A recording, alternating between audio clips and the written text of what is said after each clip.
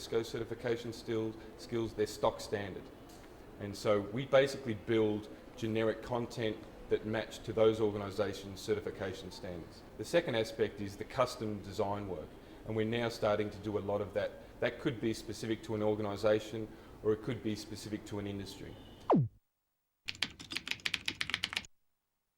Our organisation grew out of the technology business, and probably 80% of what we do today is focused around IT skills. You know, the major software applications that are pertinent in today's industry, such as Microsoft, Lotus, Sun, Cisco, etc. But what we're also doing is we recognise that e-learning in today's world has a lot of wider and broader applications. So we're now starting to develop content in vertical markets such as the healthcare industry or real estate or whatever the case may be. India as a market is very much tuned into the computer-based training world. And as an industry, a lot of computer-based training programs are developed here in India.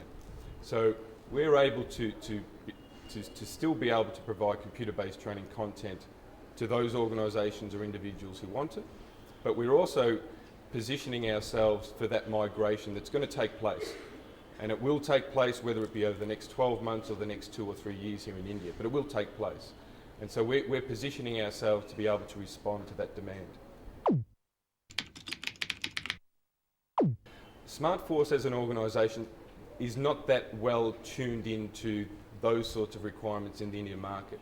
But what we have done is we've partnered with Tata Infotech, who is well tuned in and well plugged into those markets variations. So through the partnership that we have with Tata Infotech, we're utilising their knowledge, their capabilities and their understanding of the market to address those requirements.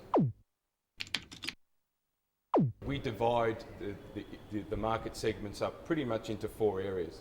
And the first one is those major system integration type companies, of which there's a lot here in India. Those organisations who have a large volume of IT professionals.